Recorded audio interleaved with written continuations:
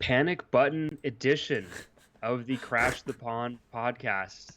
We're back with plenty, and I mean plenty, to talk about this week.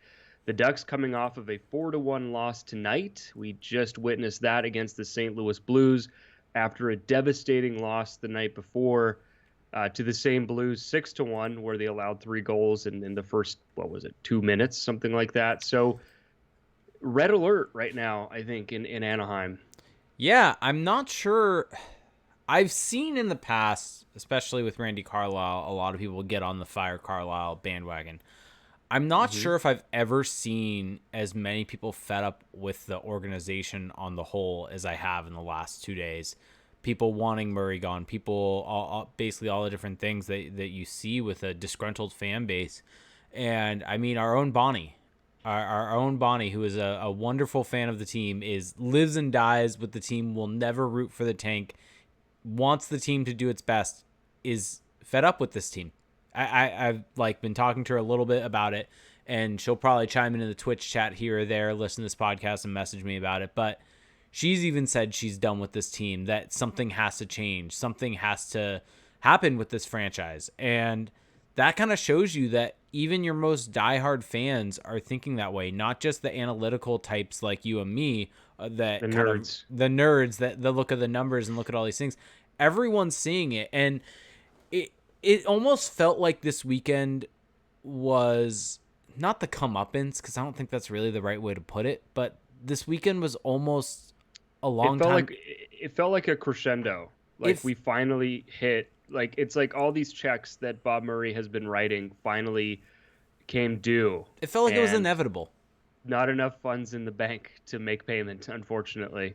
I think that, look, we don't want to start too doom and gloom after what we just saw and lose everybody up front. But, think about it, Jake. Even the people who actually watch the games are down on this team now because, we don't watch the games. We just look at numbers. Yeah, we only look at the numbers. We don't sit and watch every game. We definitely haven't done a podcast for years recapping games, going play by play, Yeah, you it's bad when the people who are watching the games, the people in my replies who accuse me of not watching, if even they're saying it, that we're in good shape here.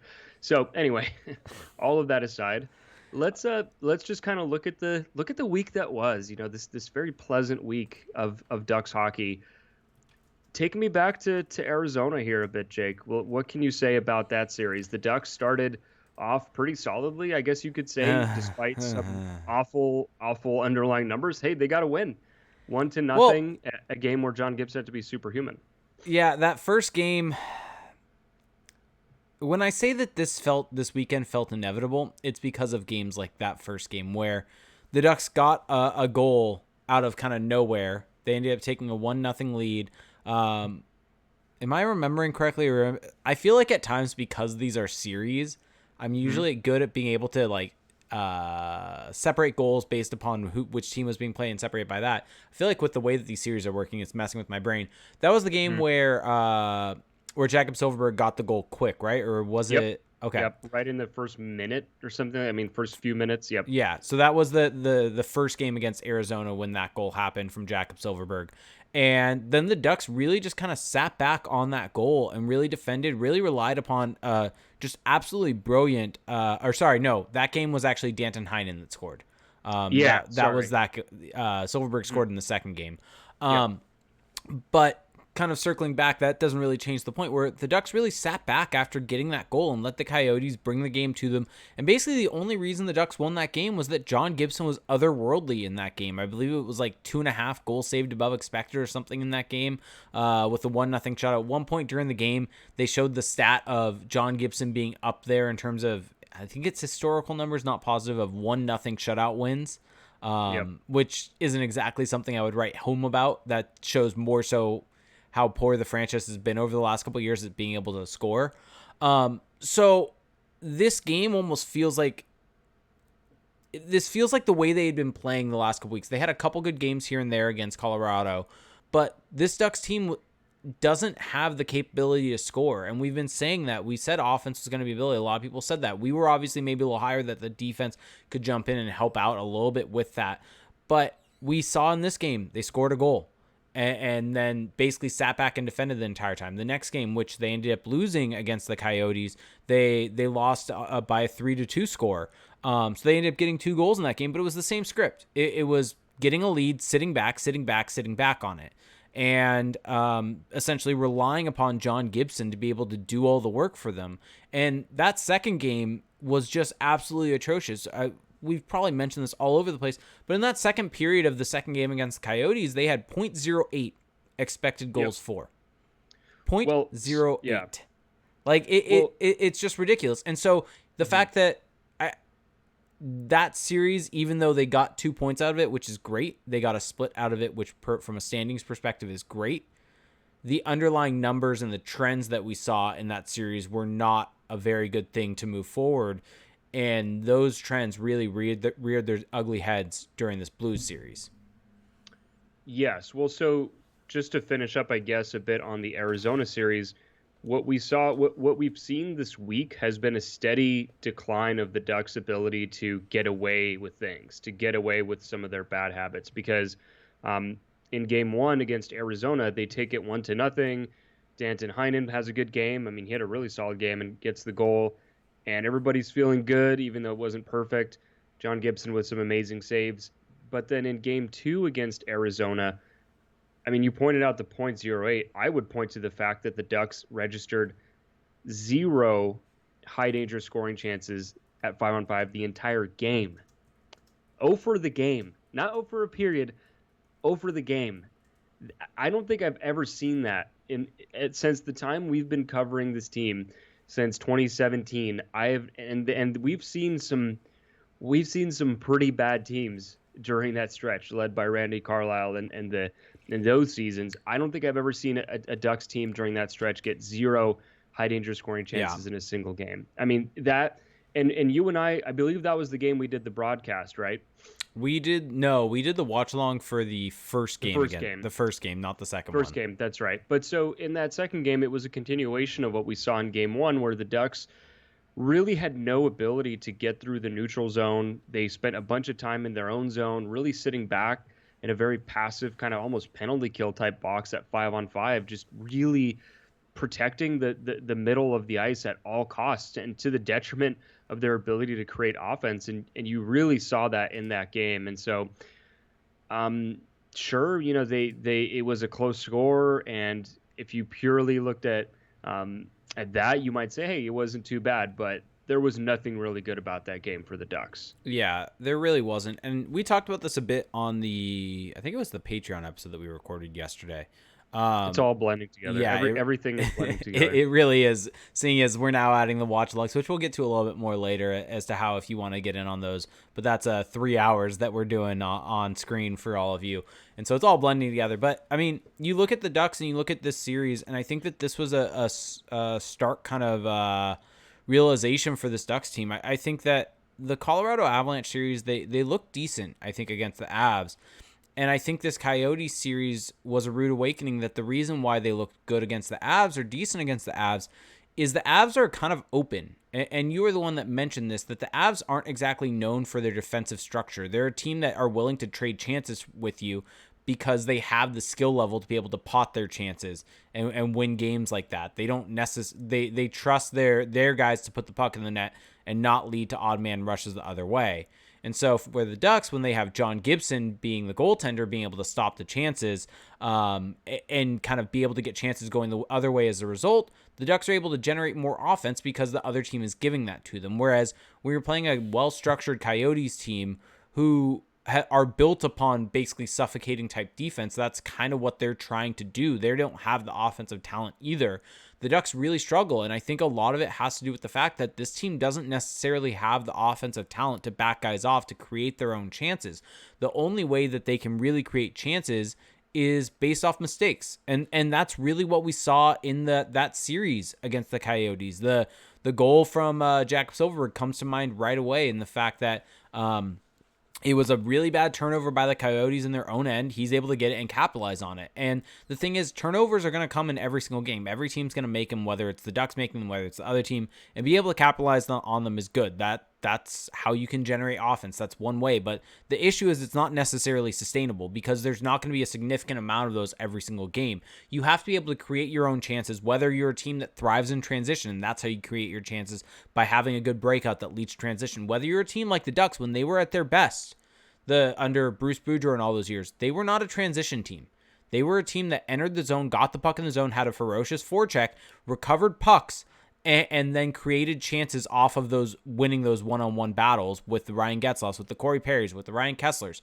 And the issue is the current iteration of the Ducks don't really have any of that. They don't really have the offensive skill. They don't have the ability to get in on the forecheck. They don't really have any of these to be able to create chances for themselves offensively. And so the only way that they're really able to generate offense right now is off of mistakes from the other team. And that's just not sustainable. And that's what we saw in the Coyote series. I think that's what we saw in tonight's game.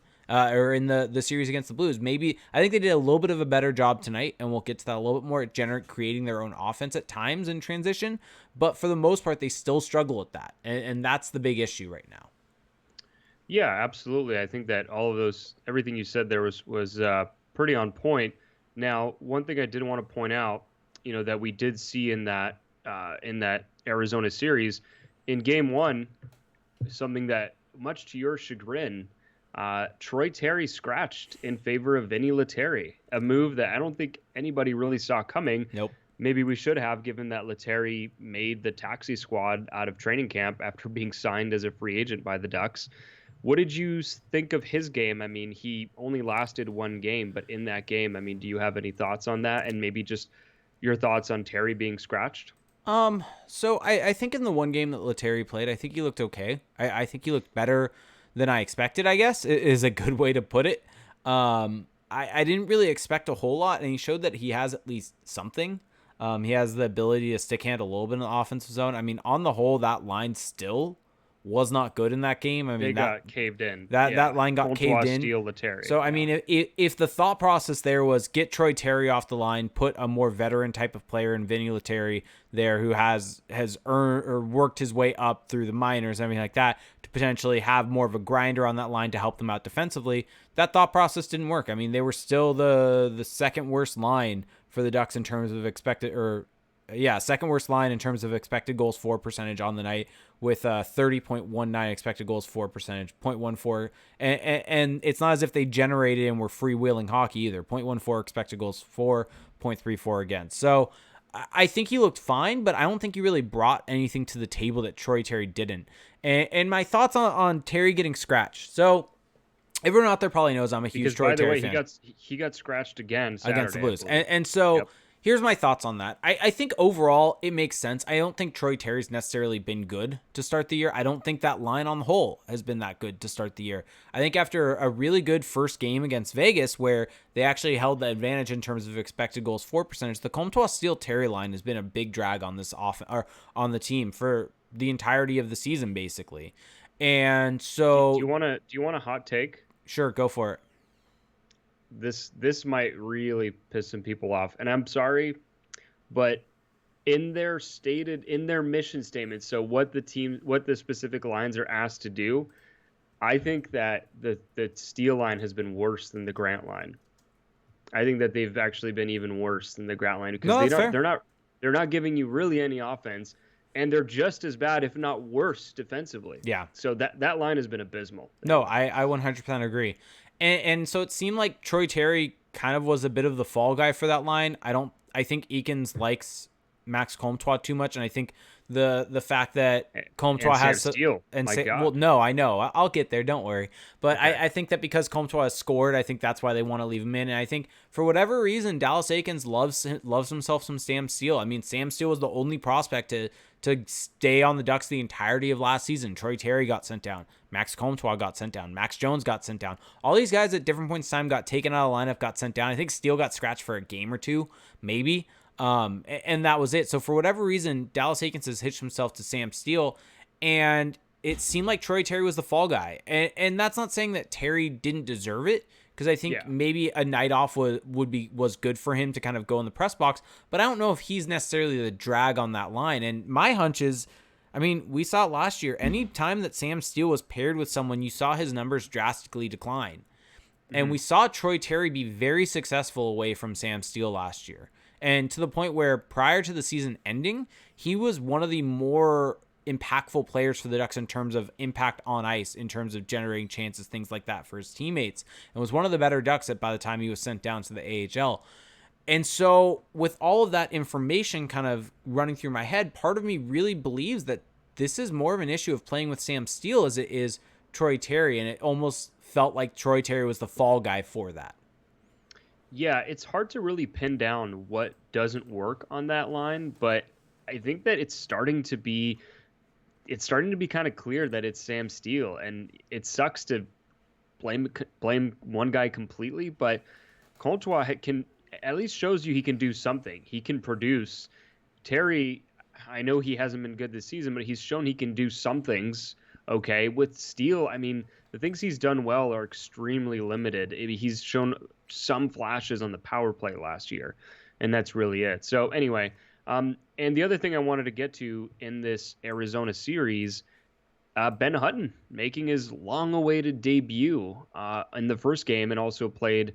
Has played since. So what were your impressions of Ben Hutton in that series, and just kind of overall since that time? He looks like an NHLer. I don't really know if there's any real other way to put it. I don't know if you view that as a big compliment or a negative, but he looks like an NHLer, which is what the Ducks didn't have on that bottom pairing prior to him. And so he looks fine. He's not really a world beater per se. He's not going to be this be all end all that really helps this defense and really brings them up. But I think he's solid. I mean, he didn't have the best numbers of all time in those games, but just from the eye test perspective, I think he does help out that D pair a fair amount. Just because he's an NHLer. I think having him there is better than having Andy Welinski. It's better than kind of the alternatives. And so I don't really know. I don't know if that's a glowing compliment, but I think it's the best that you can kind of expect from. I mean, he was signed on a PTO. What do you expect from him, basically, type of deal? I mean, he probably shouldn't have been, but because of the weird, COVID environment, he was still a free agent. So with Hutton, I do think that the results in terms of the numbers haven't really been that great for that pairing of Larson and Hutton, but just by the eye test, like you were saying, there is a noticeable difference between like a Larson with a Welinski as opposed to Hutton, who, even though he's not great, he's not a world beater. He is NHL caliber. He's pretty mobile. Doesn't have a ton of speed, but he's got he reads the game pretty well, and he can make a first pass, and that's kind of, that's a third pairing defenseman in the NHL. There's not really a whole lot else there. Dallas Eakins was using him on the penalty kill, and he looked okay there as well. So yeah, the Arizona series to me was kind of where the alarm bells started going off a little bit, just because of how flat the Ducks really looked, how unable they were to generate any kind of offense, like you were saying earlier. So I guess before we transition into the St. Louis series, did you have any wrap up thoughts on the Arizona series? No, John Gibson was insane. There's really no other way to put it. That bears mentioning. Yes. Yeah. let me look real quick. I'm just gonna take a quick little glance at the article that I had. One thing that we should plug right now is on crashthepond.com. We will have a 5 takeaways article after each series. That will be a rotation of myself, Felix, and CJ writing that, essentially kind of doing a brief little recap of the series with our own 5 takeaways from that. So I actually had this one. And so second periods were one of my things, absolutely awful. John Gibson being great was another one. And the thing with Gibson is, even in that second game where he allowed 3 goals, he was still positive in terms of GSAX. Which just kind of shows you, when a guy allows 3 goals and still had more goals saved than expected, that kind of shows you the level of quality of chances that the Ducks were giving up throughout the game. And in the first game, he was insane. Some of the saves that he made, I believe it was the second game where he made the save kind of sliding across his crease, diving and catching with his blocker and hitting into the post. He was just absolutely on point. And near the end of the second game was when he ended up attacking, giving a nice face wash to Connor Garland.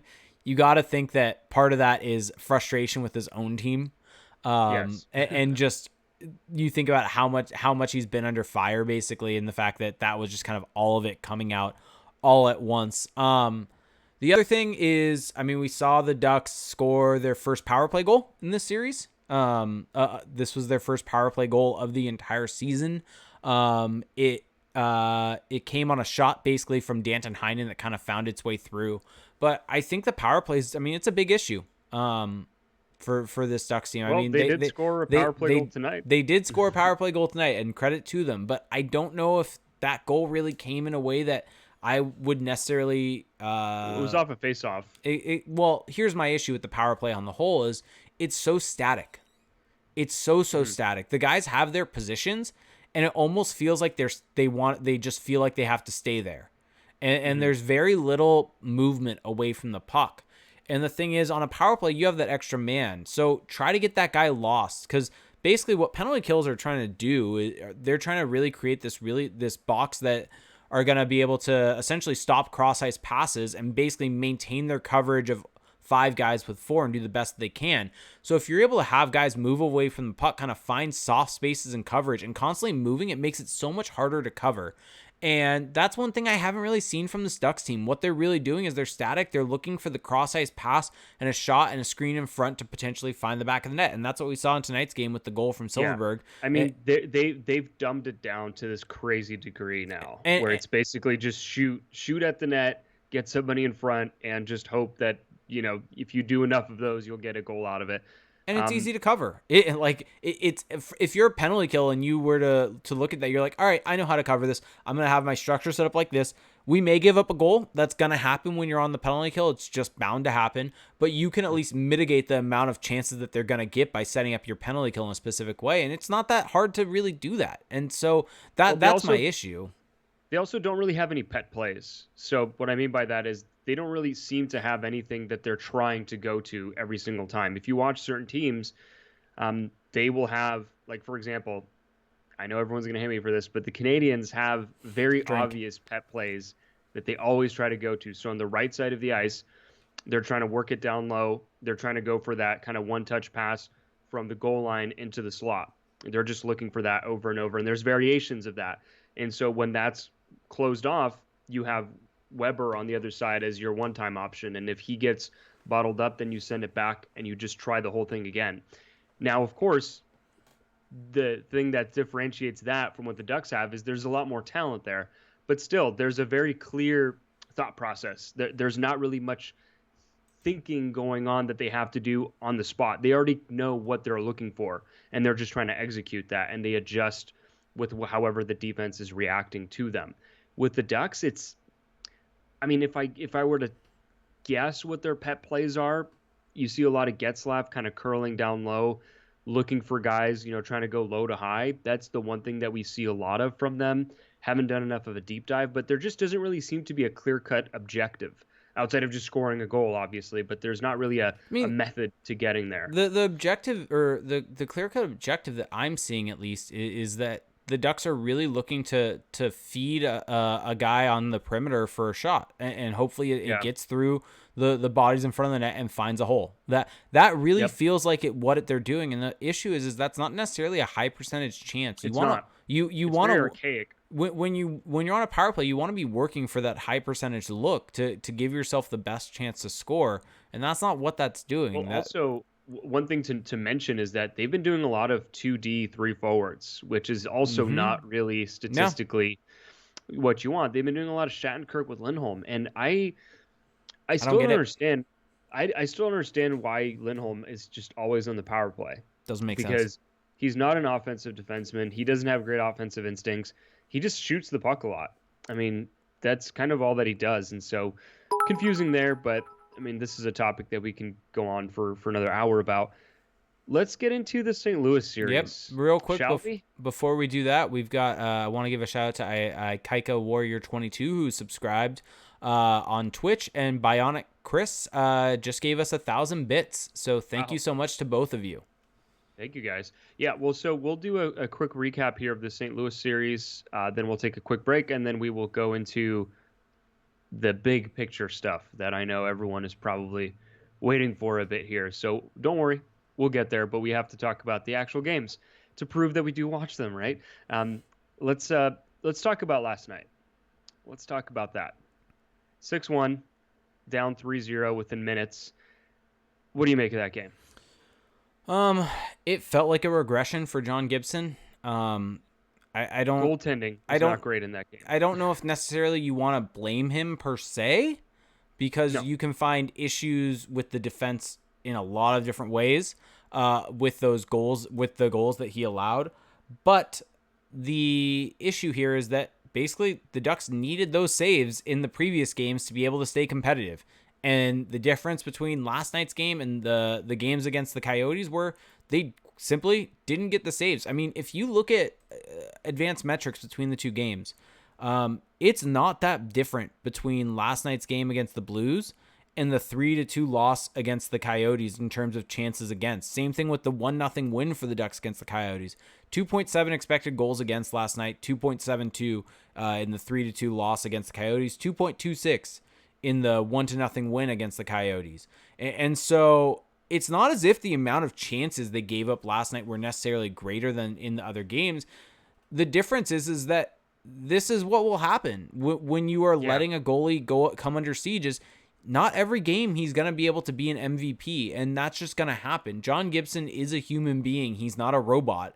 And that's what we saw last night. He wasn't necessarily sharp. I mean, the first goal you can definitely fault him for a lot because he kind of really bungled up that rebound that came in, and then Fowler probably should have done a better job with that rebound. But he's definitely at fault there. But this almost felt like a long time coming, and that's kind of where I was going with this. It felt inevitable, this type of game.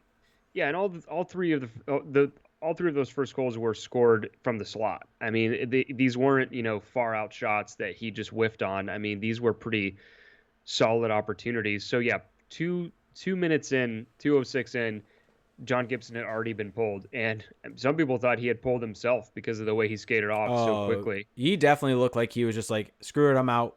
I'm not dealing with this. But so that's the thing, and I think that what's slightly concerning about this game is that Ryan Miller didn't look great either. And he looked pretty shaky as well. He looked extremely shaky. Now, I do want to point out before we get into kind of the rest of the game that Max Jones did make it 3-1 late in that first period. And it wasn't a pretty goal by any means. I mean, it was like a third opportunity in the crease, just driving to the net. But I do want to point out that I think Max Jones has been quietly pretty solid for the Ducks since he's come into the lineup. He's gelled well with Getzlaf. I mean, he kind of gives Getzlaf what he had in brief stints in the past with Andre Kasha, just kind of a puck retriever, a guy who can go and get it and, get the puck back to him. And that's what we've seen with Max Jones. He hasn't been great, but I would almost be willing to say that he's been the best kid so far. I mean, it's close, I would say, between him and Comtois. Yeah, no, I think that's you could even argue he's been better than Comtois. I think that's a fair statement because of the fact of on-ice play. I think Comtois, even though he has the goals, when he's been on the ice, the Ducks have not been good. And let's be clear, he hasn't scored in a while now. He scored in the first two games, and that was it. Yeah, exactly. I mean, he's kind of riding on that. And the thing with Comtois that's a bit concerning is he hasn't been getting a ton of opportunities either. Now, in this game, in Saturday's game, we did see Dallas Eakins put his lines back into a blender, and things looked pretty good for a bit. I mean, there was some movement that was actually paying off, particularly when he had Comtois with, I believe it was with Henrique and Heinen at one point. So maybe I'm getting it was all over the place. I think it was so all over the place. I mean, the point is we should mention prior. We haven't talked about this at all with this game because obviously there's the big topic about the play, but it was announced prior to the game that Isaac Lundstrom was drawing in for Derek Grant. Derek Grant came out of the lineup with an injury, and David Backes came in for Troy Terry. So the lines to start the game were the same as your normal lines, except David Backes on the right wing of Sam Steele and Isaac Lundstrom centering the fourth line. That very quickly after the first couple of minutes shifted, where David Backes was put between Delorier and Rowney and was the de facto fourth line for the Ducks then, and Lundstrom was kind of thrown all over the place is the best way to put it. Yeah, well, I was just going to say with Comtois, when he got put next to NHL players, legit NHL players like Heinen and Henrique, he looked solid. Like he was getting opportunities. He had a couple of shifts where he got some good looks at the net, and he doesn't really get that much volume when he's with Steele. And so I was kind of surprised that Dallas Eakins didn't really go back to that as much um, in tonight's game. But yeah, the blender was in full Well, effect, and then after that, I mean, the Ducks tried to rally back, but the Blues eventually make it 6-1. And I mean, David Perron had an incredible goal in the second period, just a blast off the post and in. And I mean, that would pretty much be it. yeah, and I think it's worth bringing up right here, as you mentioned that with Max Comtois, is that kind of lends credence to the idea that Sam Steele's the drag on that line. And that's the He drag is. on Troy Terry. That's the I'm drag ready on to Max say, Comtois. And yeah, I mean, it's a bummer because I thought Sam Steele in the first series against Vegas looked really good and looked like he had taken a step in his game. He looked like he had made some changes. And then, yeah. But I mean, one thing I do want to bring to your attention on that, because I've had that same thought as well. okay. Even in that series, their numbers were still bad. No, Like, in the first game they weren't as bad, but yes, the second game it was bad. The big difference that I've noticed in him is in that series, it seemed like in the offensive zone he had a little bit more poise on the puck, was making passes and completing passes in the offensive zone. Whereas since then, it almost feels like he's been forcing it in the offensive zone. He turns the puck over with a pass across the ice through the slot that just goes straight to a defender's stick, a significant amount of times throughout games. So, I mean, the Troy Terry slander should not be happening is where I'm going with this. he hasn't been good. I know. He hasn't been good. I'm kidding. I mean, I'm kidding. I'm kidding. are you though? A I little think in bit. your heart of hearts you're not. But yeah, I mean, so I think my takeaways from that game are that overall the Ducks were not prepared to play. Again, I mean, we've talked about this previously on the podcast that the first periods have been really bad for them, and that first period was no different. I mean, they were outchanced 7-2. Shot attempts, looked a little better, 14-10. But when you get scored on 3 times in the first 2 minutes, it almost doesn't matter. And then the rest of the game just felt almost like a formality. Yeah. So, and Ryan Miller looked pretty shaky to me. I mean, he was bobbling pucks. Pucks were going through him, and I'm not going to fault him too much just because it's a weird scenario to come in like that, and especially in when you're getting blitzed by the other team. But I don't think there's really much positive to take away from last night's game. Yeah, I don't really know. By the way, Isaac Lundestrom, I mean, he scored 2 goals Friday night for the San Diego Gulls, and we all knew it was coming. We all knew it was going to come, that he scored 2 goals and instantly got called up, Yeah, whereas, someone else who maybe I'm forgetting what their name is right now, but they've been putting up a lot of points and scoring, game-winning goals of their own in the shootout, getting assists in clutch situations. But for whatever reason, that doesn't matter. Yeah, just having, I think that this person had another 2 points is what I've seen tonight. I'm not sure on that. Don't quote me on that. But just has 6 points in 4 games. It just doesn't matter, I suppose. But Lundestrom, with the 2 goals, Andrew Agazzino scoring a goal to tie the game off of a brilliant feed from this person. But structure. That's got to be the new one. But structure instead of but speed.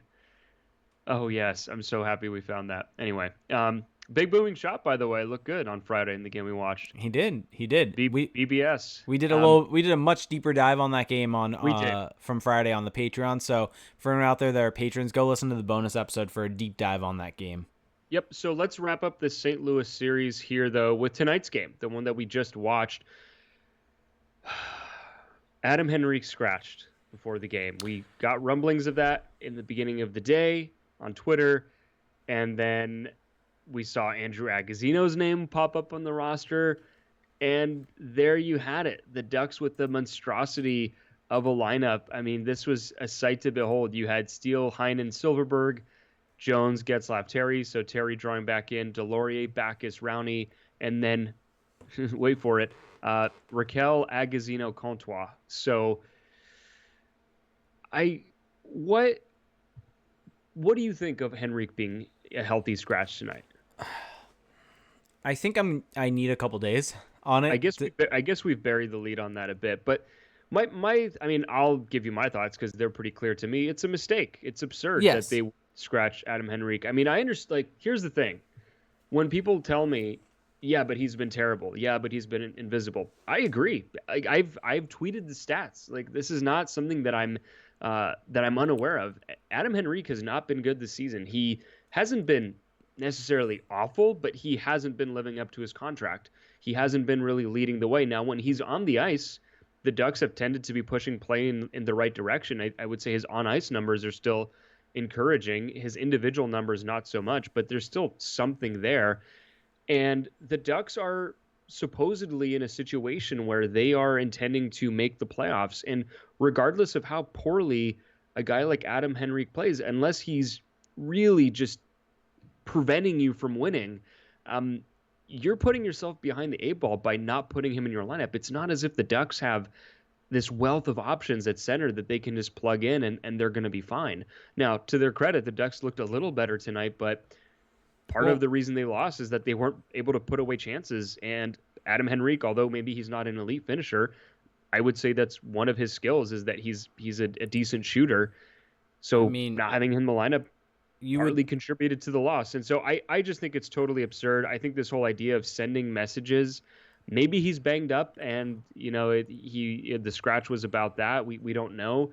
Maybe there are other explanations, but assuming that this is purely just because they're sitting him, I just think it's ridiculous that they did that. I think that you're actively reducing your chances of winning by stuff like that. and here's the funny thing with all of this. To bring back a fun quote, as we've talked about many times, that we both think Trevor Zegras should be on the team, and the logic behind not having him on the team is kind of ridiculous. And I go back to this quote that Dallas Eakins had, where basically he said, or something along the lines of, we cannot just have players in here to get experience. We need to be competing every day. Or maybe this is Eric Stevens saying that about the team, that they're looking to win every single game. That they can't have games just simply to get guys experience to all this stuff. Yet here they are making the team worse to send a message. And maybe, I mean, here's the thing. The only way that I think that this is fine, maybe, I still don't necessarily agree with it, but I would somewhat understand the logic, is if a trade for Adam Henrique comes in the next day or two. And so you were holding him out so he wouldn't get hurt. And that's the logic there. That's the only logic. Yeah. But the idea of sending a message just really is not something I buy too much. I mean, for instance, this it's so easy to really kind of think this through right now and make this comparison. But Andrew Agozzino is the guy that came in for Adam Henrique. There was a glorious chance in the second period that I believe would have given the Ducks a 2-1 lead. And it was on Andrew Agozzino's stick. He's not able to bury it. He flubbed it. And Andrew Agozzino... Part of the reason is he wasn't set up properly. He didn't open up his body to receive it in a shooting position. And part of that is just Agozzino is not an NHLer. I mean, exactly. There's not really any other way to put it. I mean, this is a guy that has 43... NHL games under his belt over the course of 4 seasons. He in total has, 2 goals and 6 assists. Would you rather have a guy that has 2 career goals under his belt, or a guy in Adam Henrique, who I can look it up right now, but has a significant amount more than that in that position to bury it? And so that's where this whole idea of sending a message just doesn't work. Like, let him, this is a guy, Adam Henrique, by the way, 187 goals in his career. I would rather have him out there, and that maybe bears it. That maybe changes the tide of this game for the Ducks also as a result of that. And so it's hard not to look at that and say that contributed to them losing. I mean, this was a much tighter game for the majority of the game. And so, it's just, it's a poor decision. Well, I think another thing that may have probably pissed Adam Henrique off, and maybe part of the reason that this got out, is he was on some pretty good games played streak. I think it was over 250 or 300 plus that he had played in a row. And that gets broken because of a healthy scratch that was not totally reasonable. Yeah, right? I'm looking, and basically, I think, let's see, he played in 81 games in the 17-18 season, but that would have been because of the trade. So in terms of games available, he hasn't missed. He hasn't missed a game since 2015-2016. And the way this leaked out is somewhat interesting. It came out through Nick Alberga, who is known to be a good friend, I think, of Adam Henrique. Yeah, And so it's probably for Adam him, Henrique venting to a friend. yeah, and I'm sure the friend isn't going to put that out there if the player doesn't want it out, right? Especially with Nick Alberga, for those who don't know, I think it's every Friday. He hosts Hockey Central at noon. And so he's on a national radio show in Canada once a week and does a bunch of other hits and does a bunch of other hosting. So it's not as if he's some like nobody in hockey media. He's someone who's in the know. And so the fact that Adam Henrique would have given him that info it's noteworthy. Well, because it means that he felt strongly about it enough to communicate it and was okay with it being put out there. Like of course we're extrapolating a bit, but there's definitely a case to be made that this is not something that Adam Henrique was particularly pleased with.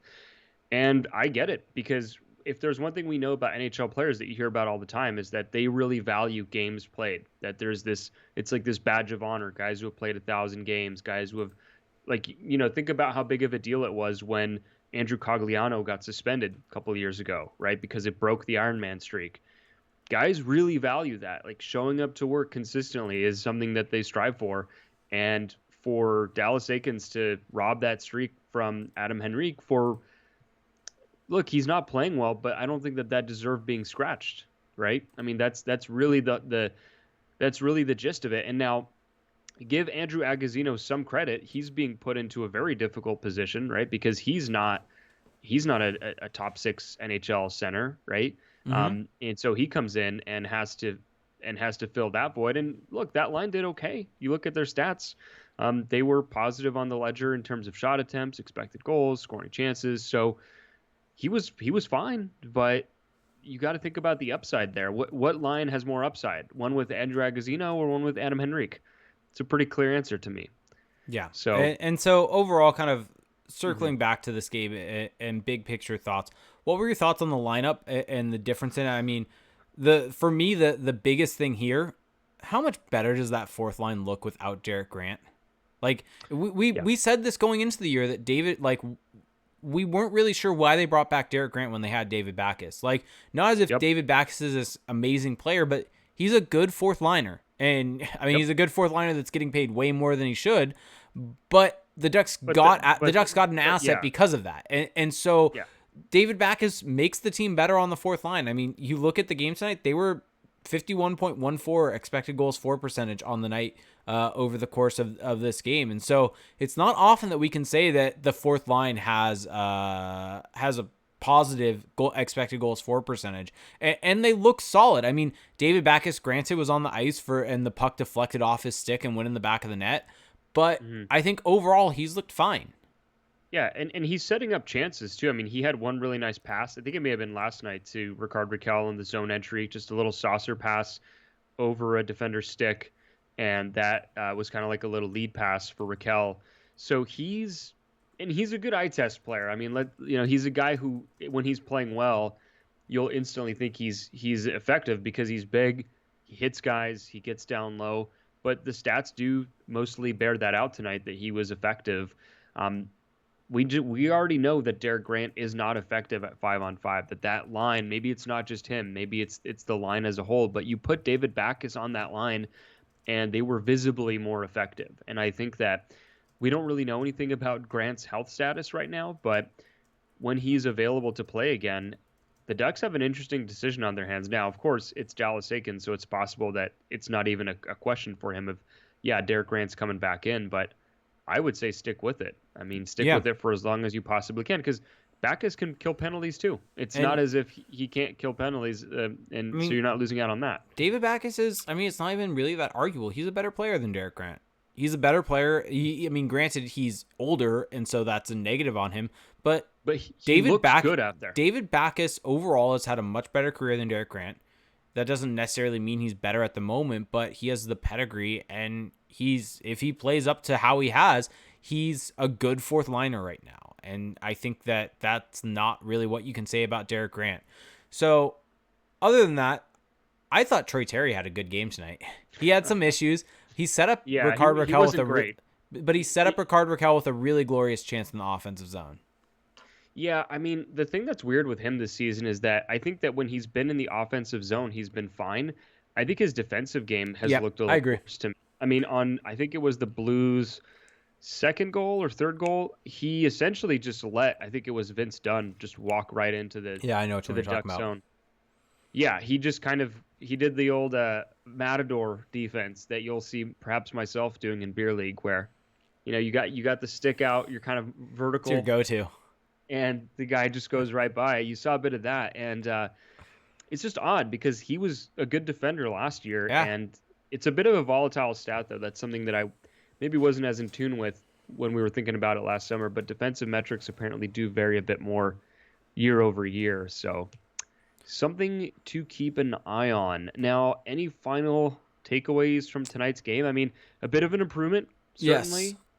I think this is probably their best game that they played this week.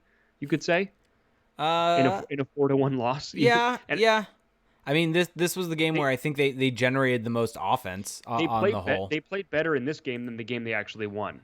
Yes, they 100% played Yeah. better in this game than the game they won 1-0. I think that the thing that they can hang their hat on in this game is I think this was the best game defensively we've seen from them, and it Not almost nearly as leaky not as they have nearly as been. leaky. I think that they can maybe look at it and say we did a better job of protecting John Gibson. I don't think John Gibson was necessarily good in this game. And that's No. I mean, that's what's going to happen. You can't expect John Gibson to be an MVP level, especially. This is something I didn't really understand. Coming into this game, last night, I thought John Gibson should have been given the day off today. Even though you want him to want to be back in the net, this is a sprint of a season. He's going to be playing a lot of hockey. He was not supposed to start tonight's game. This is supposed to be Ryan Miller's game. And those plans changed when Ryan Miller had to come into the Well, game. now also who starts on Tuesday or against LA? Probably Because Gibson. yeah, but originally the idea was Gibson was going to have 2 days off Yeah, from, exactly. and now he's got one. Exactly. So And so it yeah, almost feels like they should have stuck to their plan. Maybe you don't start Miller tonight, you start Anthony Stolarz tonight. yep. It just, I wonder, my point of bringing this up is I wonder how much of Gibson being somewhat poor tonight is a result of this being the back end of back-to-backs for him. And now, granted, he didn't see the workload last night because he only 2 minutes. lasted 2 minutes. But there is something to be said about the preparation for a game and getting your body in tune for Yep. a game. And that does have a wear and tear.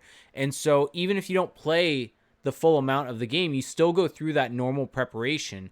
And I think giving him a day off would have been more beneficial in the long run than having him play in this game. Well, And that, also and I'm I, sure Gibson was advocating to play tonight because he's yes. probably chomping at the bit, wanting to prove himself. But And that's where that's where a you coach can't let has a to come player be in. his own worst. Yeah, exactly. Can't let him be his own worst enemy. I mean, Yep. that's where a coach has to be a good leader. That's exactly where they have to do it. They have to say, no, you need the day off. We can't be playing you in every single game this season if we want to have any sort of chance of anything. And so that's where Eakins didn't step up. He should have started Anthony Stolarz tonight. I mean, the result's the result. They lost. They probably would have Yep. lost with Anthony Stolarz also. I But don't you're not paying as much of a price long term. exactly. Yep. And so I think it was a big mistake there. Okay. Well, I guess some last thoughts from me here before we start moving upward and onward, or is it onward and upward, whatever. I thought that like I still think that Max Jones, he's looking good. I don't know what else to say. I was kind of down on him in the offseason. I didn't always paint a glowing picture of him, but I think that he's looked solid. I also think that Jakob Silfverberg is heating up. It's something that we probably haven't talked that much about. But Do you think he's been their best forward this year? yeah, I mean, if he hasn't been, he's at worst their second best. I mean, he's got 3 goals now. He tied Max Comtois, and he's been one of the few players in this team who it feels like they're on the positive side of those shot metrics every single game. And he looks, I mean, he's visibly solid. He's getting shots on net. He started off kind of slow, a bit like his other line mates, but I mean, like Heinen, they've really come on. And I mean, I still agree that Henrique hasn't looked great, but you didn't see Silverberg get scratched after some bad games. You didn't see Heinen get scratched. So anyway, I think Silverberg's been solid, and I think that's a good sign for the Ducks moving forward. Yeah, definitely. So, Oh, I guess one last thing before we jump into a quick read here. this was a good game for the Shattenkirk-Lindholm pairing, who they haven't had a lot of those recently. Nope. And so that's, I mean, for those of you who are really starting to get concerned about the Shattenkirk contract moving forward, you can press pause on that for at least another day. For at least a day, yeah. And I mean, Yeah. here's the thing. Actually, no. Let's save this till afterwards. So I Yep. think it's about time that we have a little bit of a word from our sponsor. Yep. Let's get into it here. Take it away. So, are you ready for some football? The biggest game of the year is upon us on February 7th, 1 week from tonight as we record this. And it's in Tampa Bay. And it's time to get your balls feeling super. Our partners at Manscaped are here to tell you to join the already 2 million men who trusted Manscaped products for their below-the-waist grooming needs. So, Felix, Manscaped has been great. They've been able to send us a lot of really good things to be able to test it out. The Lawnmower 3.0 comes in the perfect package 3.0. It gives you the best, it's basically a no-nick tool. It protects you down there. You can use it all over your body. It's the best in men's grooming needs. It has the ceramic blade and skin-safe technology, so your snags will be reduced. It also is waterproof and has a 90-minute battery. What has been your favorite thing that kind of we have from Manscaped? Yeah, I mean, they've credit to them. They've been just keeping us equipped throughout the last, I mean, what is it now? Couple months that we've been working with them. So definitely the Lawnmower 3.0, to me, that is the bread and butter. Like you were saying, it's the best hygiene tool. I mean, it's got the ceramic blade skin safe technology, which for me, as someone who, when I shave or when I'm trimming, you get the irritation afterwards. And I do notice that with the Lawnmower 3.0, that is heavily reduced, long-lasting battery, 90-minute battery. So unless you're going to be trimming for a good while, I don't know what the average trimming session length is, but I would assume 90 minutes can get you pretty far. But outside of that, you've got the Crop Preserver, Crop Reviver. The Crop Preserver has anti-chafing ball deodorant to keep your nuts in the game all 4 quarters. The Crop Reviver is a spray-on toner for your balls. It's made with soothing aloe, with which hazel extracts that will give your balls a boost in clutch time. So there's really a lot to like here. And, it's a big game. You got to be prepared. You got to be smelling your best. And I think that Manscaped can get you there, Jake. And speaking of smelling your best, they also now you can complete your top to bottom grooming game with their new refined cologne. Signature scent by Manscaped. With the same signature scent that's in all Manscaped formulas, the cologne is perfect, or a perfect complement to the collection. It's a whole new balls game this Super Bowl. Get 20% off plus free shipping with a new code, with the code CTP at manscaped.com. Your Super Bowls will thank you. Okay. Well, let's one last quick little call here. Get 20% off and free shipping with the code CTP at manscaped.com. That's 20% off with free shipping at manscaped.com and use code CTP. Okay, let's move on here and let's zoom out. Zoom all the way out, Jake, because what we just saw in the last week.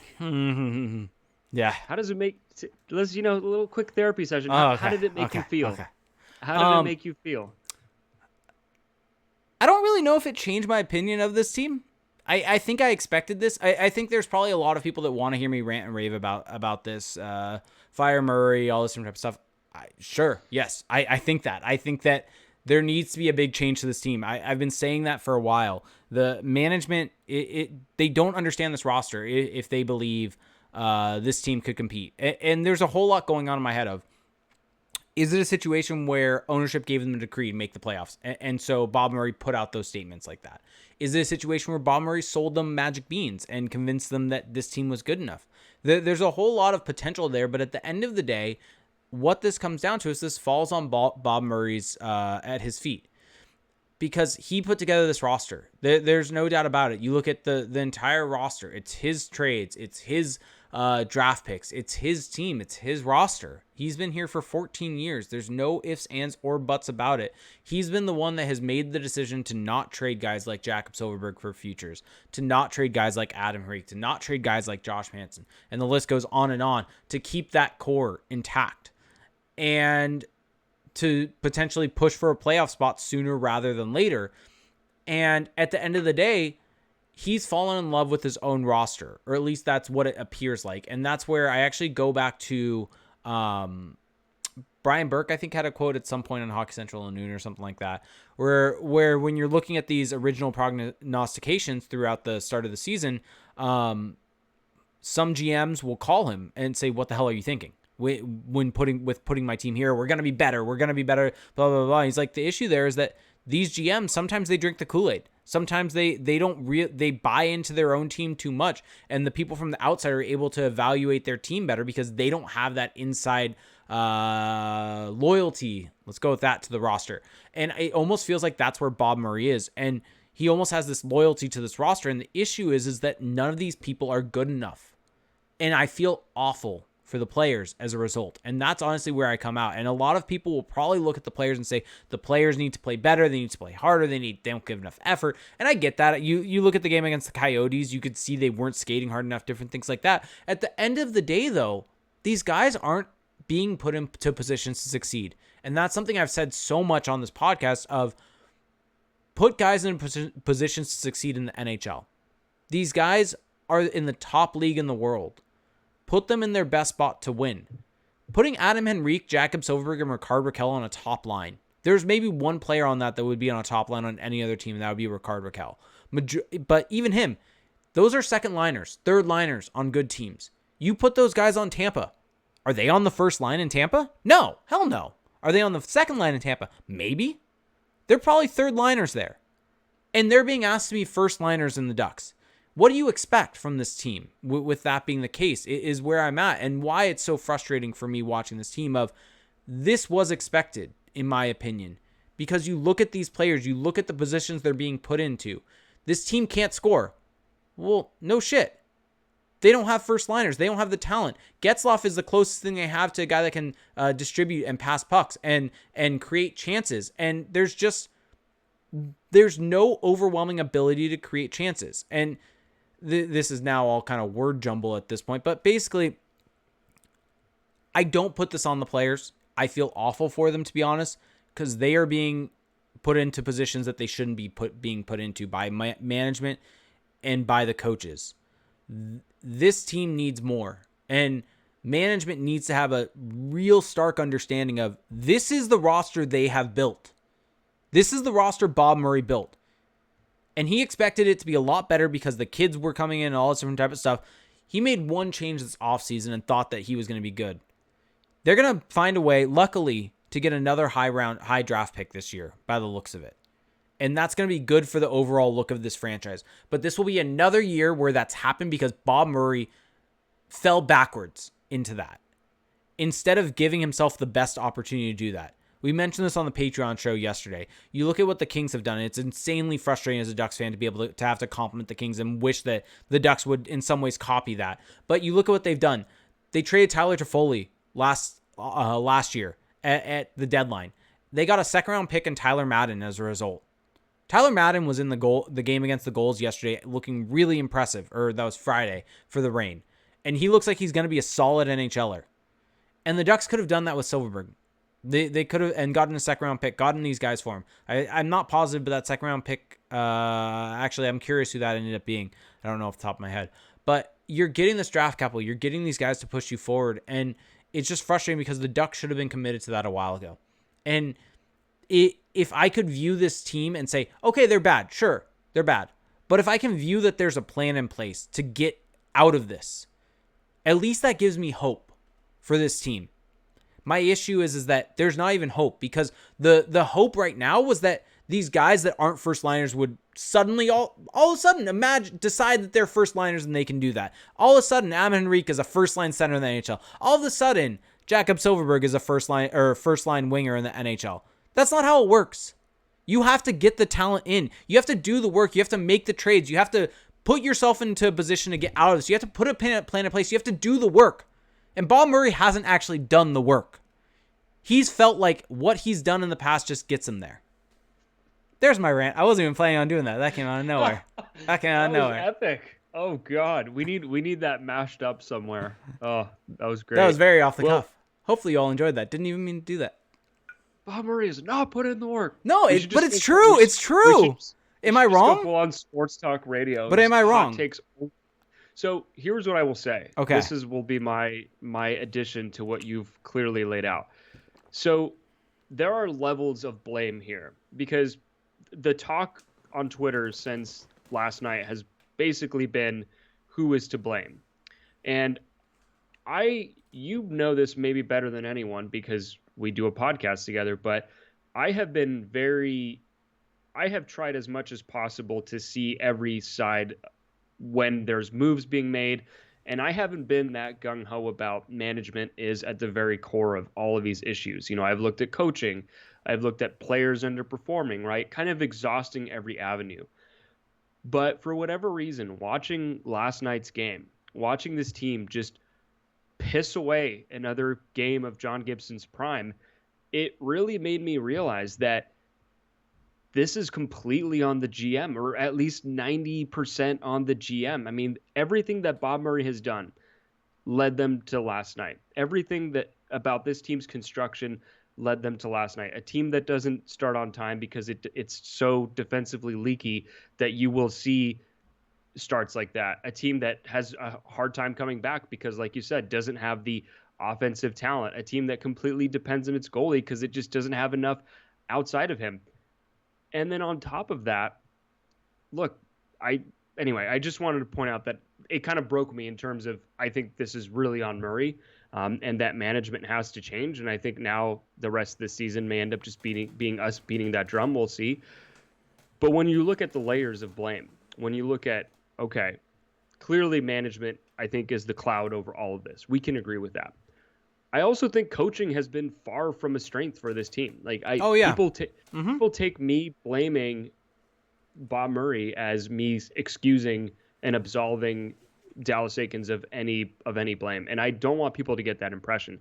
I think Dallas Eakins has not done a good job with this team, I agree. quite frankly. Yep. And then moving down another level, I think that the players, there's a lot of guys who have underperformed. We talk about Adam Henrique even being in a position where he possibly gets scratched, kind of says it all, doesn't it? And then Kevin Shattenkirk, I mean, he's been bad for the last, we'll call it week and a half, right? So there's a lot of underperforming guys, but fundamentally, this is a mix that just was not designed to work. And I would challenge people to think, well, okay, let's say you take out Akins, right? Let's say that we're tweaking the variables here. If you put in a really good coach, how much better is this team right now? Is this a roster that could be a legit playoff contender right now if you just had the right coach, the right guy pulling the correct strings? Do you think that? My answer, no. I think they'd be a little closer. They would be closer. I think they would be closer. I think that with a good coach pulling all the right strings, they would potentially they'd be competing potentially for that fourth spot. But keep in mind, Aiken's system clearly doesn't work. Well, I think that his decisions don't work. But yeah, I don't know how much, even if you optimize all of that, how much closer you really are. Keep in mind, you and I both are really high on the Wild and think they're probably the third best team in the division, which leaves the St. Louis Blues as the fourth best. And so, do you think the Ducks are? We just saw them play a 2-game series and just get outclassed basically in those 2 games from a scoreboard perspective. On ice metrics tonight was closer, and that's a good thing for this team. But are the Ducks even in the same weight class as the St. Louis Blues? And with Dallas Eakins, I don't think so. I think if you have a better coach there that can optimize things better, I think they're at least potentially in the same weight class. Yeah, if you had the right coach, I think that, when we were thinking about projections before the season, we were thinking of it in terms of an optimized lineup, I think. We were thinking about it almost too much best case scenario because the best case version of this team, I think, is easily better than like the Coyotes, for example. I think that they can maybe compete with the Wild and maybe even compete with the Blues, right? Not saying that they're going to be better than them, but they can give you some good showings. And under this coaching staff, it's been almost a joke at times how ineffective they look. And I do think that is very much at the feet of the coaching staff. I think that it doesn't really get talked enough about how, outside of Dallas Eakins, the Ducks assistant coaches haven't changed since the Carlisle days. Wilford, and I am forgetting the other assistant coach's name now, which is really embarrassing. Mark Morrison. Mark Morrison. Sorry, apologies to Mark Morrison, but Mark Morrison and Marty Wilford have been there for a long time.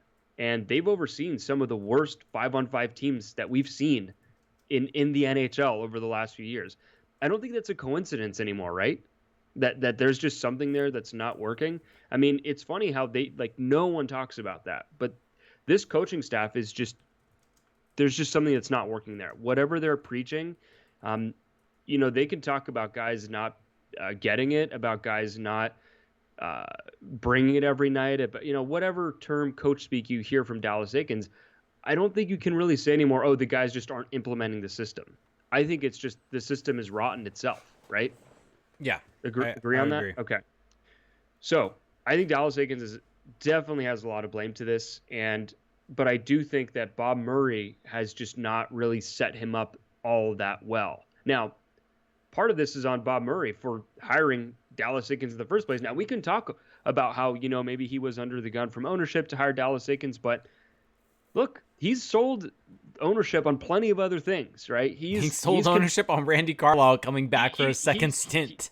He's sold them on himself, right? So why couldn't he sell them on a different coach? And maybe whoever was overseeing that decision-making process thought, well, look, you didn't exactly get the last one right, so let us have more of a say here. And partly fair, but as it turns out, Dallas Aikens is very much kind of he's a rookie NHL head coach, right? That's what he is. He's learning on the fly right now, just as much as some of these young players are, and the results aren't awesome. This is not a Bruce Boudreau who comes out of the AHL, right, Hershey to Washington, and immediately is great. Now, of course, different roster, different team, but since that time, Bruce Boudreau has been pretty much great everywhere he's gone, right?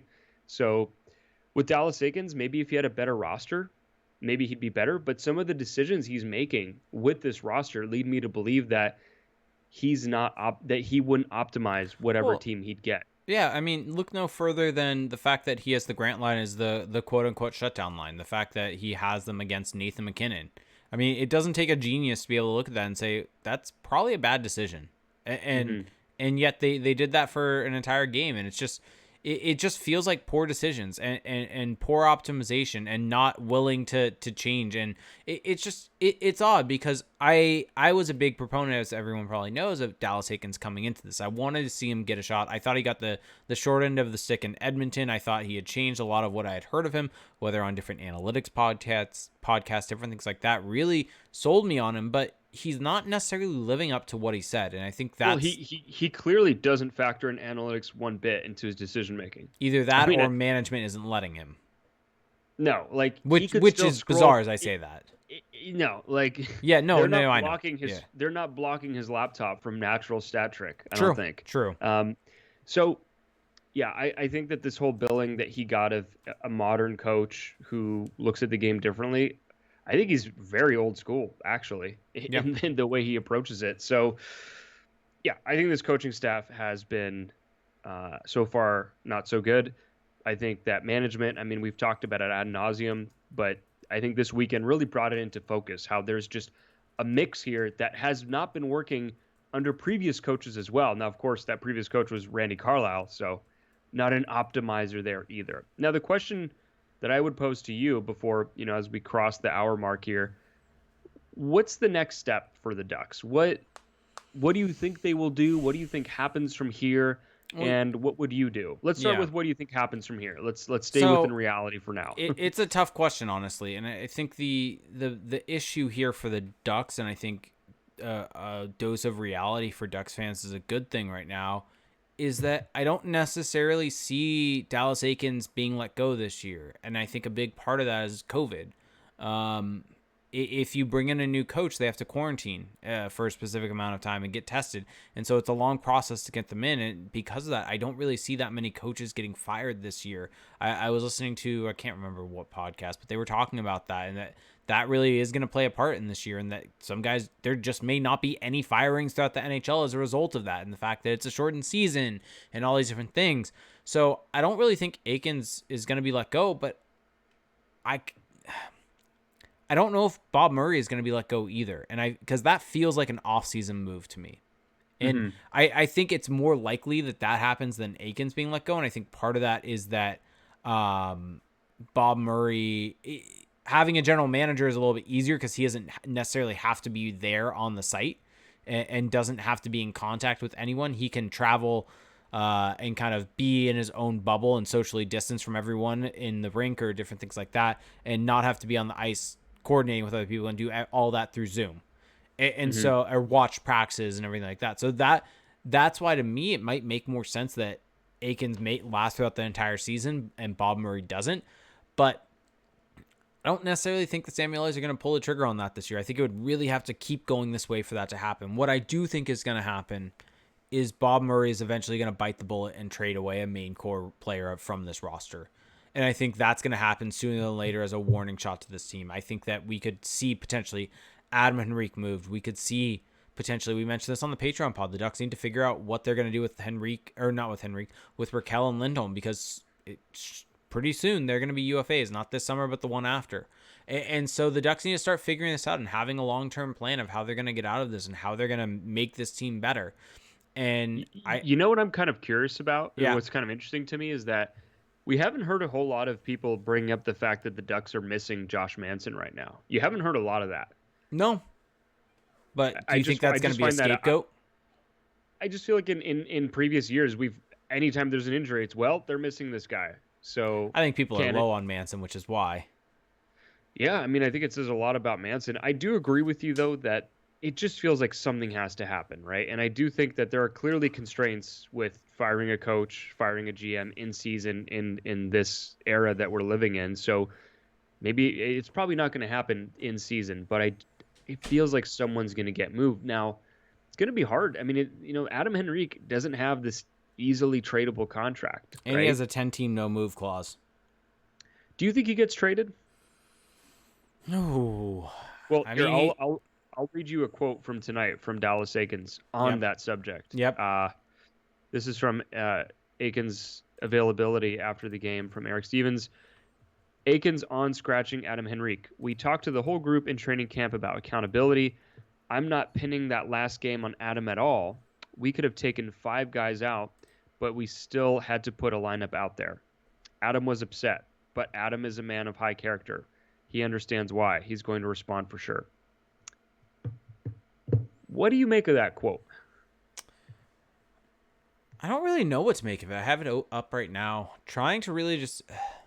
I mean, it's definitely a shot taken at the entire lineup, but you still take out a guy. Like I just don't understand the line of, well, he didn't do anything. I'm not pinning it on him. But when you take a guy out and you snap his games played streak, like that's a very specific move.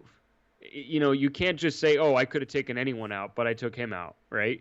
Like that kind of smells like BS to me. Yeah, it definitely does smell like BS to me. I don't know. I think something's got to give. I think eventually Bob Murray's going to have to realize. Maybe this sours Henrique on the whole situation and makes a trade easier to get to. Yeah, maybe. So, I mean, I'm curious to see kind of where they go. I think a big trade's coming. I think something's got to give. And I think whether that is Bob Murray being let go, whether that is a trade happening, I think a trade happening is more likely to occur than Bob Murray. Sorry for the meowing in the background. Salem has gotten into the room because my wife has let her in here and is now meowing all over the place. So if you're hearing that in the background, that's why. That's funny. I love that. You probably everyone probably just saw her on the bed a little bit. So we need that. It's okay. Yeah. So I guess I would agree with you. I think something has to happen.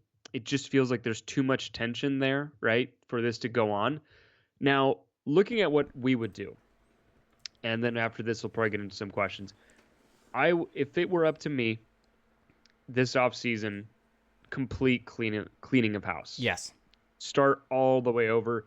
That includes, and look, it's not because I want people to lose their jobs. It's not because, like I said this on Twitter after the game, I actually feel for the coaches and the players because I think they've been put into a very difficult position by management. Like they have been set with these expectations that don't really align with reality, right? Of we need to make the playoffs. That's not where this team is at, even in the best case scenario, like we talked about earlier.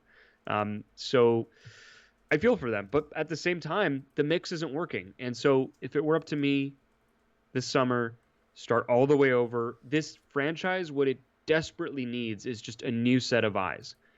Just Yeah. someone who hasn't No, been it there does. at all, someone who is not going to have previous allegiances, not someone from the farm system, because as you can see, that has actually limitations that we didn't see coming, like having Isaac Lundestrom on the second line to start the year when you want to win.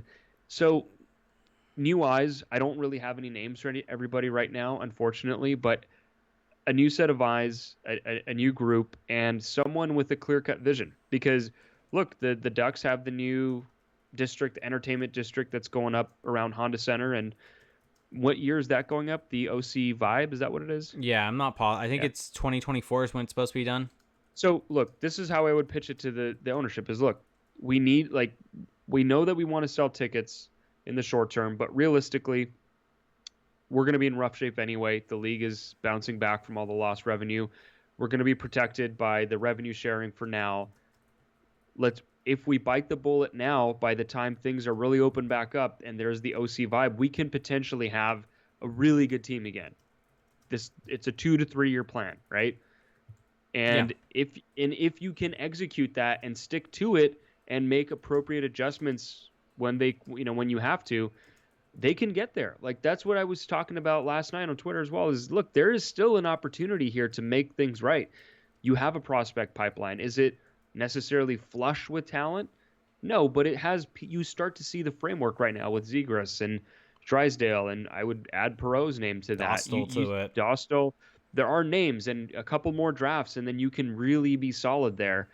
You have a great market. I think this is a place where players like to live. It's quiet. But at the same time, it's a great place to live. There's just a lot to like about this franchise, and as long as you can optimize that, you can really make this thing work. It's just this current management group seems hell bent on just maintaining the status quo, just being okay enough to keep their jobs, right? That can no longer be the MO, because that's actually having the opposite effect. It's going to get them fired. Yeah, I 100% agree. And I mean, yeah, I completely agree with everything you said. I think there needs to be a cleaning of house. I just think there needs to be a new methodology, a new thought process. And I mean, analytics. Let's just really quickly do it. Name some names for GM and coach that you would want to see. There's two that come to mind for me. I know for that GM, you have at your least. names. Gillis. Yeah. Gillis is one that comes to mind. Eric Tolsky is another one that comes to mind. So I think I would go more with Mike Gillis, because he does have GM experience. Agreed. Whereas Eric Tolsky, as excellent as he does sound, he doesn't have that GM experience yet. And I don't know necessarily if you want to just be giving the keys to someone in their first job right away, because it is such a big job. I'm not saying he wouldn't do it, but there is it's harder to pitch that, I think, as a candidate. But with Gillis, he does have the experience. He has clearly shown a willingness in the past to embrace new ideas, and I think that would actually be my pick. There you go. Mm-hmm. All right. So, want to get into some questions? I love how I'm seeing in the chat that people say the Ducks should hire Tortorella.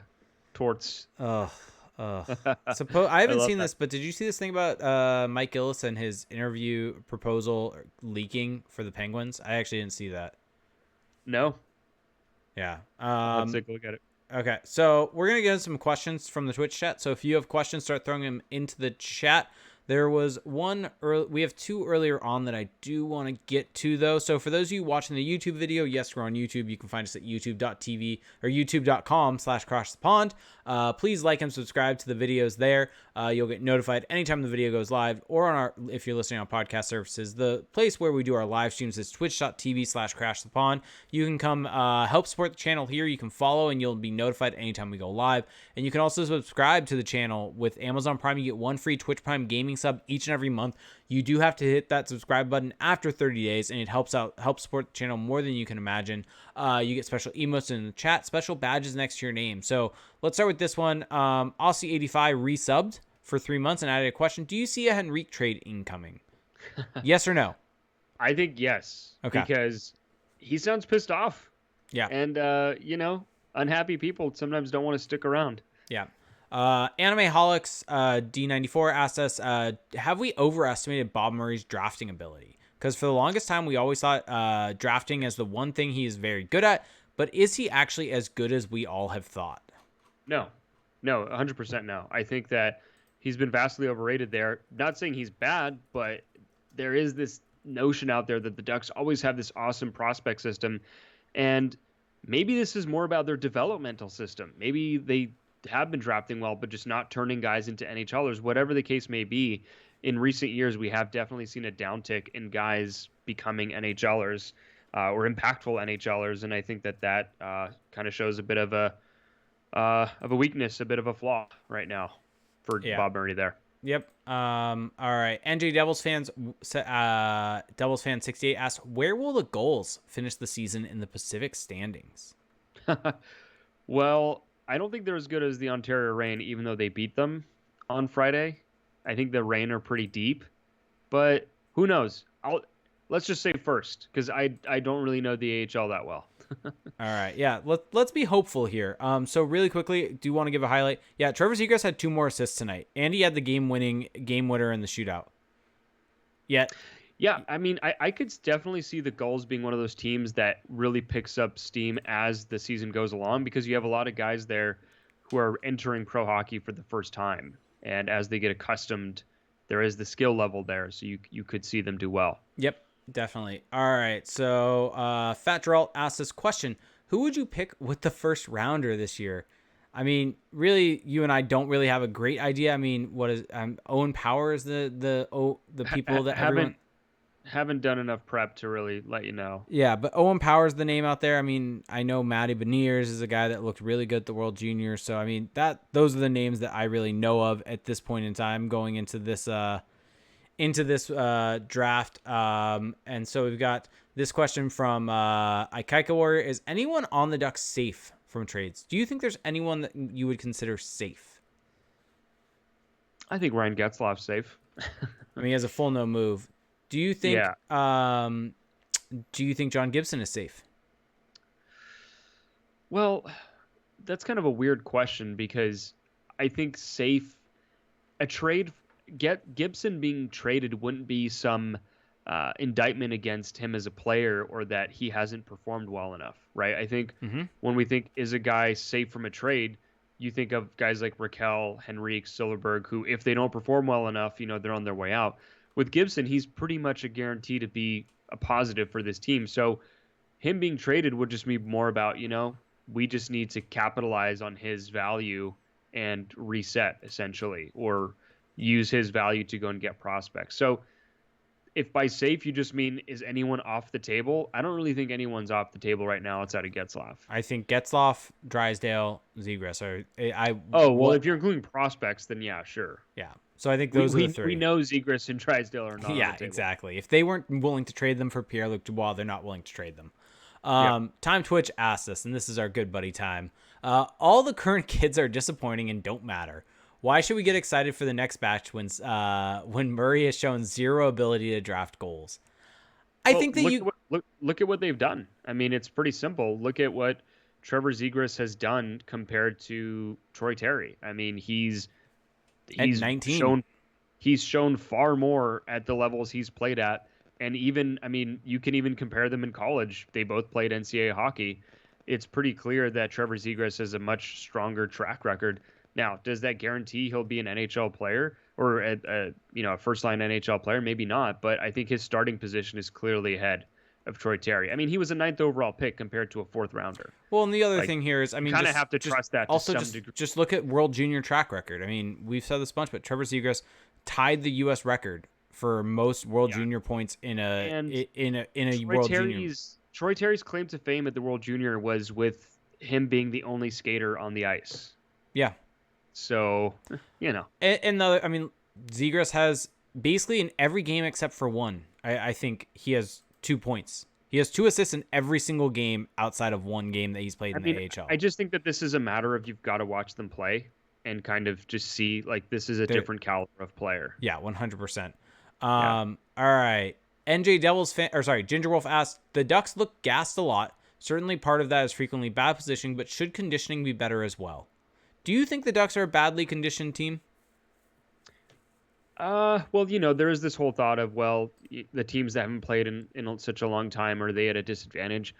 I don't think so, because they've had months to prepare. In Yep. theory, they've had months to get in awesome shape, and so there's really no excuse there. And if they're in bad conditioning, that's 100% on them. I mean, if you're a pro athlete and you're not in shape, what are you really doing at that Well, point? there's been a focus from the coaching staff on the shift length is what they focused on in the last couple of days, and that doesn't exactly line up with the actual data that we have. We have numbers on shift length, and it doesn't really line up with them actually taking long shifts.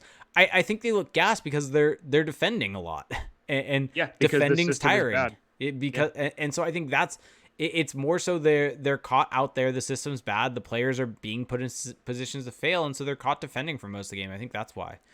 Yep. NJ Devils fan 68 said, who won the men's Royal Rumble tonight? The Royal Rumble was tonight. I caught most of it before we started recording. Looks like I did miss the end. It looks like Edge won. Edge came back, entered at number 1. I think is now the second or third person ever to enter the Royal Rumble at number 1. Come out the other side with the win. Weird decision. Not the biggest fan of this Rumble. Keith Lee should have been in it, unless I'm missing something. I did not see him in there, and that was a big disappointment for me. Haven't paid attention to the WWE very much, though, of the last little bit. So, tuned in for the Royal Rumble. Been more of an AEW person of late. There's your wrestling talk, Felix. Just for you. Continue. Ken Pafu asked, do you think the Samuels will allow Bob Murray to make any more trades? And I think that's an interesting question. If Bob Murray is a bit of a sitting duck, and we agree that they should probably clear house in the offseason. Is it sitting duck or lame duck, or is it both? I think it's both. Chime in the Twitch chat. Let us know. I think it's lame duck. Maybe. But anyway. Whatever. Lame duck's I guess probably... a lame duck would be sitting as well, because they're immobilized. Do you think the Ducks should allow him to make trades? Well, I don't know to what degree they even discuss that with him, but yeah, if he's a wounded duck, then I think you're in a position where you really have to think about what these trades are. And so it's case by case. If it's a trade that, you're flipping an Adam Henrique for picks and prospects, I don't think there's any issue with that. But any hockey deals where you're trading like an Adam Henrique for just like a 1-for-1 for another struggling veteran, I would just red light on all of those. Those are not acceptable at this point. Yeah. Nate is asking, what do you think Rickard Rakell's worth? And one name that you and I yesterday were kind of spitballing as a comparison is I think Tyler Toffoli is a decent comparison for Rickard Rakell. And higher end pick and prospects probably the value. And here's the thing is Tyler Toffoli at the deadline got you a second round pick and a pretty high prospect. What does Rickard Rakell with a year and a half left on a very cap friendly deal get you in addition? Yeah. I think he gets you a significant actual return and can really help out this team long term. If they end up moving him.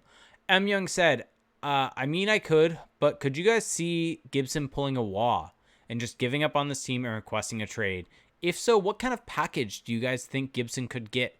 I saw an article saying with Colorado trading Byram/Newhook plus 2 first rounders for him. There was, I don't know if you caught that. I forget which website had it, but there was an article talking about different trades for the Avalanche for goaltenders, and the pipe dream one was John Gibson for them. So it was definitely just speculation on their end with no actual kind of real inside knowledge that Gibson's available, but just kind of spitballing. So do you think that Gibson could pull that, and what do you think he could get in return? I 100% think he could pull that. If he ever did decide, I don't want to spend my prime years for a team that can't win and doesn't seem to be able to put together a winning roster and hire a winning coach, then yeah, I want to take my talents elsewhere. If he ever did decide to do that, I think the Ducks could certainly get a very substantial return. I would not be looking to align with Colorado, even though there is a match there in terms of need. If the Ducks are going to cash in on John Gibson, who has to be their biggest trade chip, their most valuable trade chip, I think that you need to solve your main issue. And to me, the Ducks' main issue is lack of high-end offense. And if you get Bowen Byram back, that's great. Bowen Byram is a fantastic prospect and will give you another awesome prospect along with Jamie Drysdale and the future on the back end. suddenly is basically set in stone. But I just think that this league, the best teams are built on elite forwards, star forwards, and unless you're getting something even close to that back, uh, I wouldn't do it. Yeah, agreed. Real quick, as you can imagine, Bonning chimed in on the sitting duck, lame duck thing in our Yeah. Twitch chat, and it's both. Sitting duck means the gun can pick him off, so yes, he is sitting right there. Lame duck means injured and unable to defend himself or run away. See, I was correct. You said lame duck. I said sitting duck, Well, right? no. What I said is, so if you're lame, you have to be sitting, and if Fair. you're sitting, you could be lame. Anyway, All right. So we have two more questions that we'll get to, and then we'll wrap this thing up. Scientific Lance asks, if you are Gibson, when should you request a trade? Do you think it's this year, or do you think it? I don't know. I mean, I don't really know what's in his head, right? I don't know if hockey players aren't like basketball players where you see trade requests all quite as often, and so and that's not a shot at basketball players, by the way. It's just like there's a difference in, I think, the agency of the players in that league versus the NHL. So I think that with John Gibson, what does he want? I mean, if he's happy just living here in Southern California and kind of toughing it out until the Ducks are good again, then I don't see him leaving. But if he has this competitive fire that is just not going anywhere, then yeah, I mean, he's probably going to want out. So if I were him and I was at all feeling like I want out, I want to go win now, then the trade request would be now. That means you got to get out while you still can. Yep. And then Animeholics D94 said, question, if this draft is going to be very defense heavy, we already have a high pick anyway, should we be criticizing picking Drysdale in the last draft when guys like Rossi were available? 100%. I mean, I was saying that on draft night. Yes. I think it was a missed opportunity. Even if Drysdale is a good prospect, even if he's going to be fine for them, I think that, again, the Ducks have this unsolved issue of high-end offense in droves in the pipeline. Sure, you've got Zegras, but he's kind of alone. So, yeah. I think like all draft picks, I think we're going to have to wait until we have the bigger picture of where these guys turn out, whether they hit it. No, it's not about that, but continue. I was just going to say that I think we need to see that bigger picture before we see that, because who knows how Rossi actually turns out. You and I have our beliefs on how he's going to turn out. It's not just Marco Rossi. Like, there were other guys. True. I mean, Alexander Holtz, Cole Perfetti. True. This wasn't. No, but my point is we need to see. I think we need to see how Jamie Drysdale turns out in comparison to those, because if Jamie Drysdale becomes undoubtedly the best player, then the Ducks made the right pick. Yeah, but that's after the fact reasoning. Like, of course you could say that if that's how it turns out. But shouldn't they be taking best player available? To me, you judge it by who, like, it's about what you know at that time. Agreed. Who you think is the best. What are your options? So, but my point in saying this I don't really believe in evaluating it after it. No, it but they should be taking best player available, correct? And they didn't do that, I don't think. Agreed. So. That's yours and my opinion. Mm-hmm. But if their opinion was Jamie Drysdale was the best player available, and he turns out to be that, then they were correct in picking that player. Yeah, but that's not going to happen. So anyway, fair enough. I'm just saying that there is some patience that has to, and if all things turn out as you and I think, then sure, there's definitely a way that we could criticize it. But real quick, I want to get this question in because I'm wondering your thoughts on this. And this is something I saw someone throw in our Discord chat also. Realize 92 said, do you think Montreal would trade Cole Caulfield? Do you think you could get Cole Caulfield for Rickard Rakell? No, not a chance. Do you think you could get Cole Caulfield plus for Hampus Lindholm? Very unlikely. Damn, you are that high on keeping Cole Caulfield, and you don't think Bergevin... No, but just look at the Canadiens roster. Like, they have guys at every position signed. It's just... for them to trade out or for them to get a Rickard Rakell, they have to be trading someone out. And Rickard Rakell just isn't worth an A-level prospect right now. Fair enough. Just throwing it out there. No, that's insulting. Get away from me. So mad. You want to hit this real quick? We had this from Ken Knight in an email. We'll do it real quick. Basically, he's concerned about the power play. Who do you think has more blames with the issue that the power play has had? Coaches or players? I think I'm actually starting to lean players a bit on that one Huh. because we've seen this power play be bad now for a while with different coaches, right? It wasn't any good before under True. Carlisle, True. and it's not good But it's the now. same. It's the same assistant coaches, like you said. Well, yeah, that's the thing. So I definitely think it's like it's what I come down on most of the time. I would say it's 60-40 coaches.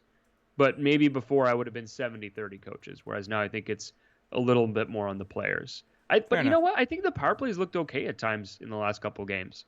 Hmm. When they've got Steele with Terry out there and Getzlaff, the puck moves around pretty good. It's just that first unit where they go 3F 2D that I just don't understand.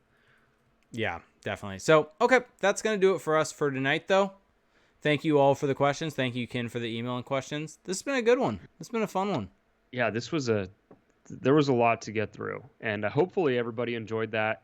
If you did enjoy it and you want to keep supporting our show, well, we've got a bunch of different ways that you can do that. So we talk a lot about our Patreon as we kind of go through our episodes here.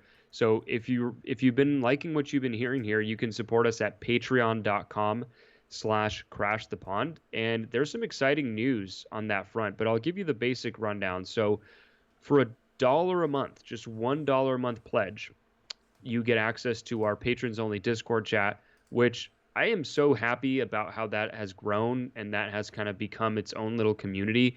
Essentially, when you join that chat, you're there with a bunch of Ducks diehard fans with really just kind of wholesome, just respectful discourse. There's no trolling or anything like that. It's just everyone's having a good time. We chat during games.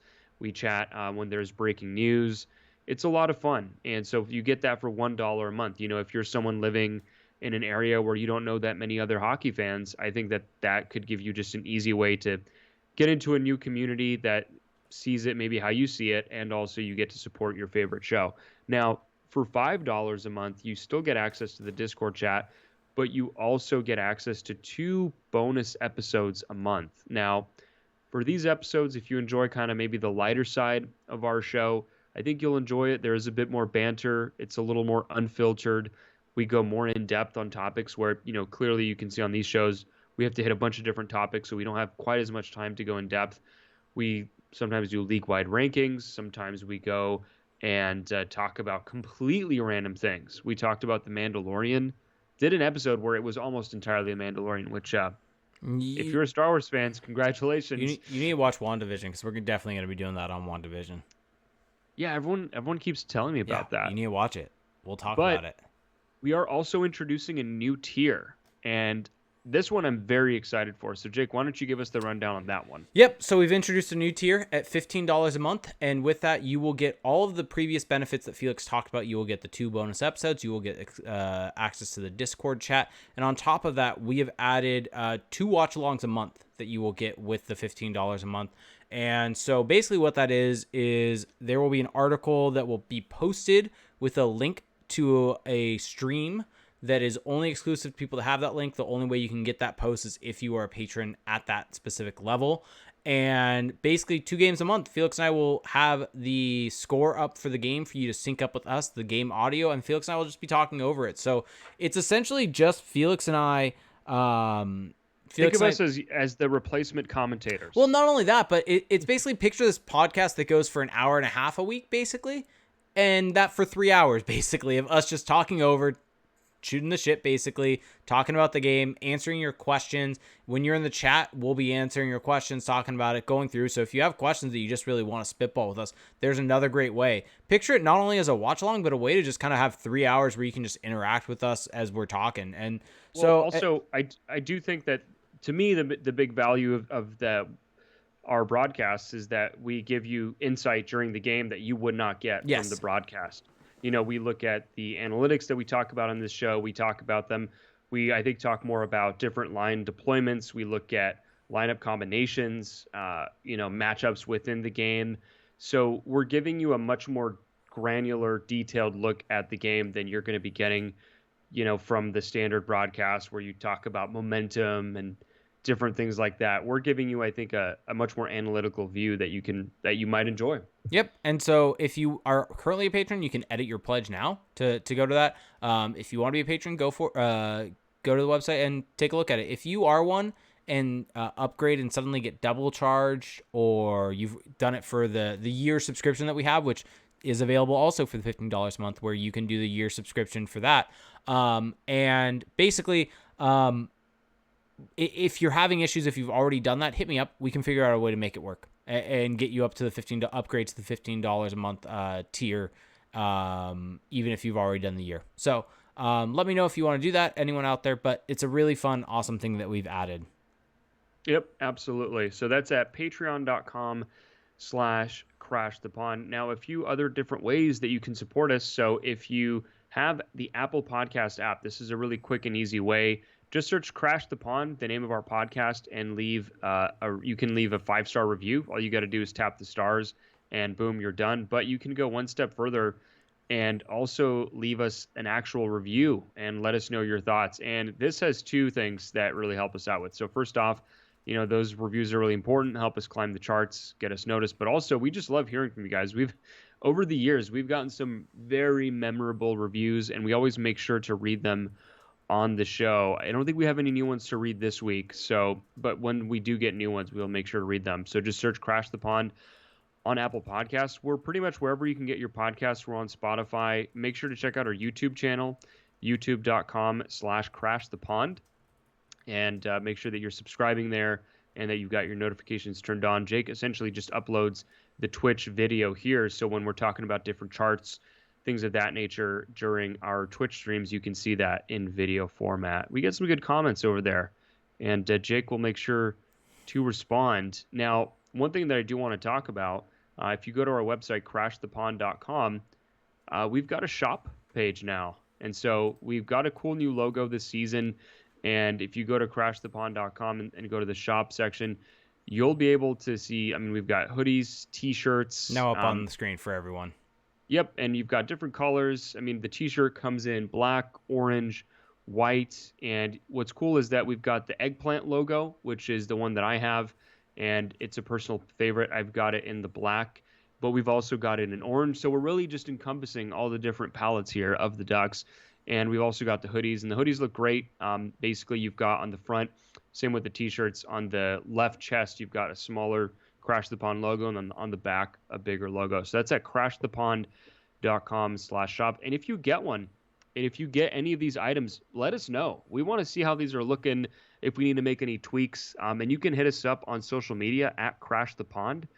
Jake is on Twitter at ReindeerGames91. And I am on Twitter at Felix_Sicard. So if you get a shirt, and we've been seeing your orders coming in, let us know, please, because we want to see how these are looking on people and getting the word out there. So that's all I've got. Jake, you got anything else you want to throw in here before we get out? Nope. Just keep an eye out on crashthepond.com. You will have an article, your 5 thoughts for this past series, going up tomorrow. On Tuesday, I will have my weekly ratings that will be going up. And if you have anything you want me to rate, let me know. I haven't necessarily decided what I'm going to rate this week, so let me know. I'm riding it tomorrow. Okay. Well, hey, everybody. Thank you so much for listening to the show. Hope you have a fantastic week, and we will talk to you next Sunday. Have a good one. Bye.